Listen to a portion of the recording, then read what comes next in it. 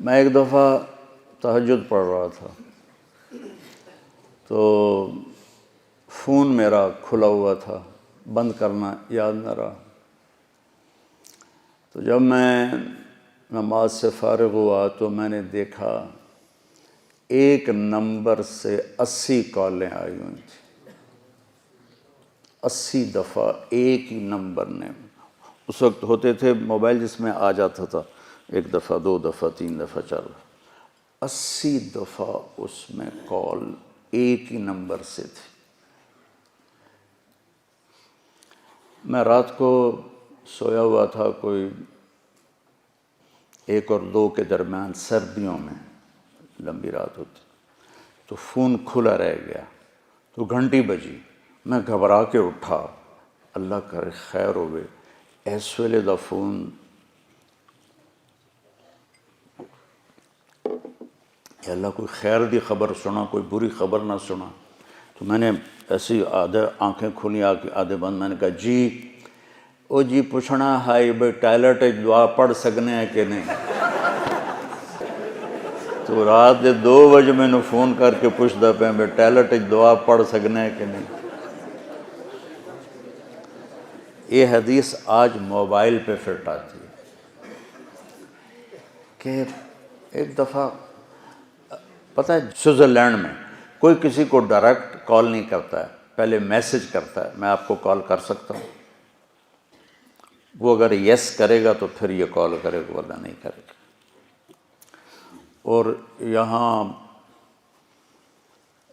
ایک تو گھنٹیاں گانے کی ہیں، اور بھول گیا بیچارہ نماز میں تو لگا ہوا، مسجد نبوی میں نماز پڑھتے میں ایک آدمی کا فون بجنے لگا، اس کی ٹون لگی ہوئی، میں کہا میں اس کو کون سمجھائے۔ تو آج فون اس کا مصداق ہے کہ کم از کم مصروف آدمی کو ایسے تنگ نہ کرو، پہلے اجازت لو، اجازت نہ ملے تو برا نہ مناؤ۔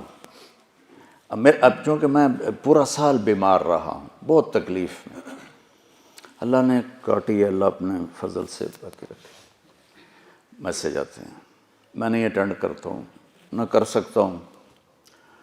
تو ابھی کل کی بات ہے کہ پرسوں کی ایک میسج آ رہا تھا مسلسل، میں ڈیلیٹ کر دیتا تھا۔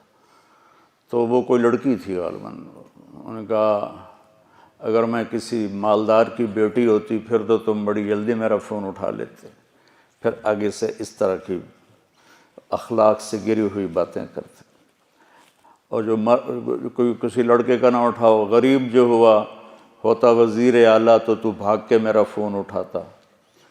بھئی اگلا کس مشکل میں ہے، کس مصیبت میں ہے۔ اس سارے سال میں زیادہ میں نے بیٹھ کے نماز پڑھی، سارے سال میں فرائض بھی بیٹھ کے پڑھے ہیں، کھڑا ہوا جاتا ہی نہیں تھا۔ تو اس موبائل نے ہماری زندگی کو بہت زیادہ ڈسٹرب کیا ہے۔ کوئی فون نہیں اٹھاتا تو بدگمانیاں، کس قدر خوبصورت بتایا گیا کہ دروازے پر جا کر بھی کہا جائے بھی نہیں مل سکتے تو گالیاں دیتے ہوئے واپس جاتے ہیں۔ فرجعوا، قرآن میں آتا ہے نا، هو ازکیٰ لکم، لیکن یہ وہ ابواب ہیں۔ اب ان کی شرح دیکھنا، اس کی شرح ہے نا، وہ کیا نام ہے، تحفۃ الاحوذی، اسی کی شرح ہے ترمذی کی، کہ کتنا خوبصورت زندگی گزارنے کا ادب بتایا جا رہا ہے کہ گھر پہنچ کر بھی اگر وہ کہے میں نہیں ملتا تو ٹھیک ہے، بہت اچھا، پھر مل لیں گے۔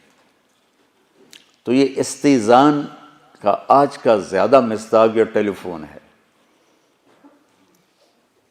کسی کو تنگ مت کرو۔ وہ ایک میسج آیا تھا، یا میرا فون اٹھاؤ یا اپنا نمبر تبدیل کرو۔